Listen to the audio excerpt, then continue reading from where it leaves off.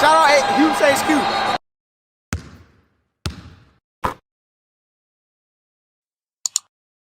Tell your mans to chill. Yo, who mans is this? Somebody come get us. What is up, y'all? It is your boy Benji, and we are back balling. Welcome to another episode of the Hoopcast. I got some very special guests with me today.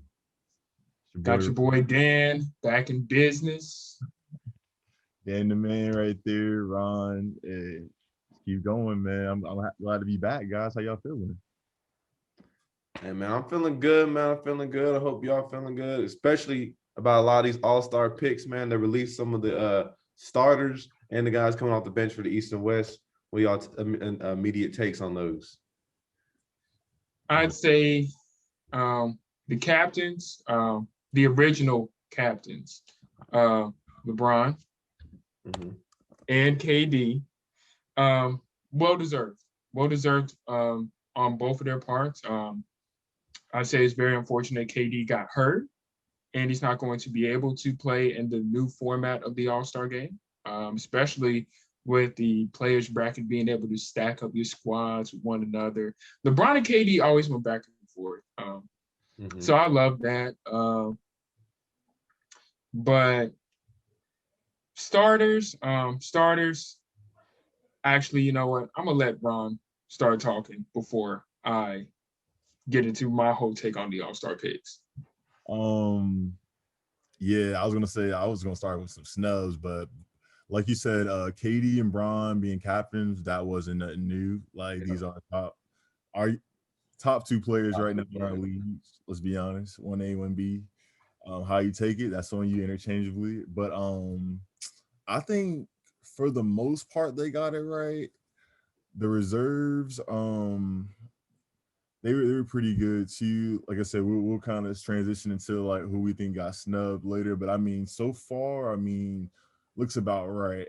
You know what I'm saying? So I think they, for the most part, did well. I'm still surprised they're having the All-Star weekend after all the backlash from the players and to a degree, like the public. I mean, it is still a pandemic, but I mean, hey, we're not the commissioner. We're not making the rules. So. Yeah, I think I completely agree.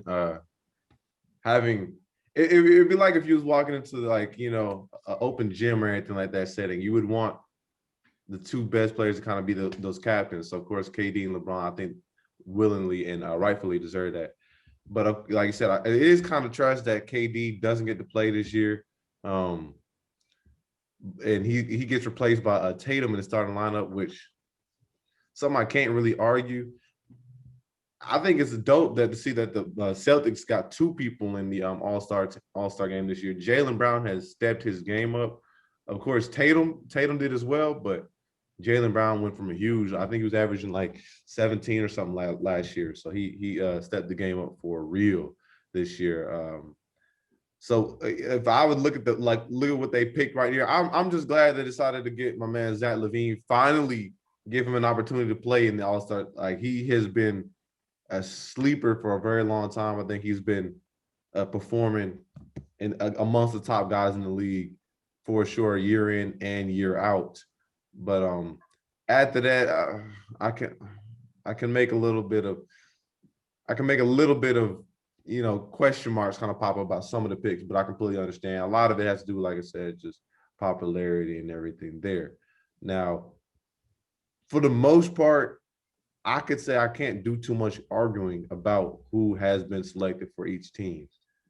Y'all got any discrepancies?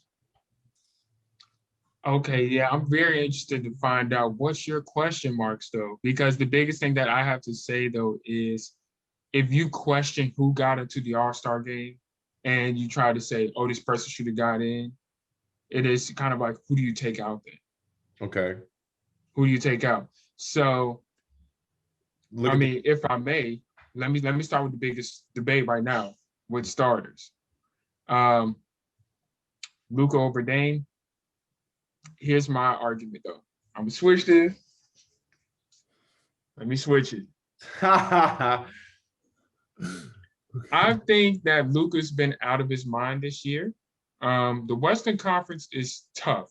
Some of the time he's missed Porzingis, and the fact that the Mavericks are 9th in the West right now. Don't get me wrong, Golden State got a few games over them, but Luka's been playing out of his mind, carrying that team, and his numbers show it. And I feel he was very worthy of the starting spot. I don't think Dame got snubbed or whatever. It's just when you really look at, like you said, popularity, Lucas is more popular than Dame, so that is there. But it's not that Luka hasn't been playing up to par. He has. So I'm just like, you got to put some respect on Luka's name and give him the benefit of the doubt. And it's like, I think Dame will be one of the first picks off the bench, easily. But that's my opinion. I'm about to say that's the first debate. But I'd say, what do y'all think about that? Ben, you wanna Luka is one of the most popular players in the NBA. The fact that he was an all-star last year just goes to show you, but he was putting up amazing numbers last year. Putting him over Dame and Lillard, that's tough. Like you said, if you take into consideration the guys that's winning, and then if you even look at the the statistics behind about both of these guys, it's kind of it's kind of tough to kind of look at it right now. I mean, Dame is averaging more points, but Luka does have more assists and more rebounds, and Dame does have a team with a better record right now. So it's kind of tough, but like I said, I think it's just a popularity thing. Of course, I'm always representing the guy that comes from 510. So I gotta salute Dame Lillard. I think he should at least get that starting opportunity. But also, you gotta look at the way the lineups are set up. If you want to look at a traditional lineup, you would have your point guard, shooting guard, small forward, power forward, and center. And in this lineup, technically, I guess you can make an argument that putting Damian Lillard in that lineup that they have, where they have Stephen Curry, Luka, Jokic, Leonard, and LeBron, would make it, I guess, somewhat unbalanced. But it's the end of the day, it's a freaking street ball game. So I don't know. That's fair. Rob, what you think?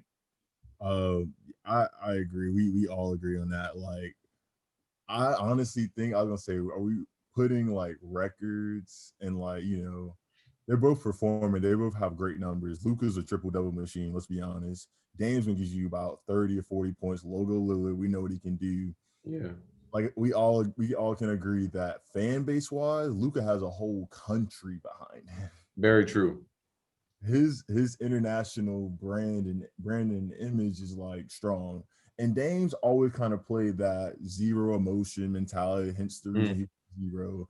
And he's just gonna let his work explain, his work's gonna talk or speak for itself. But I think we all can agree, like, it is tough. It's like, dang, a lot of people gonna talk about how Devin Booker hasn't been with it, like he's not on the all-star team, but it's just like, who do you replace him with? I mean, I would say a stretch, maybe Rudy Gobert, but you need that center position. Exactly. And that's what it comes down to. Ooh, that's a good question. That's a good discussion right there. Like, I think we can all agree. Let me know if I'm wrong. We're not glamorized about the center position, like which I mean, I guess you can dunk powerfully, and maybe you can do pass and dime, but I mean, it is a guard-driven game. Yeah, definitely. What they done, even with Anthony Davis kind of not being able to play. I mean, he has an all-star, but I mean, someone could have kind of took that spot though. Like, he's not playing in the game, so it's like, I don't know, man, but it's tough though. I really nitpicking, I guess, but I think it's really tough to like really be like, okay, you shouldn't deserve it. Yeah.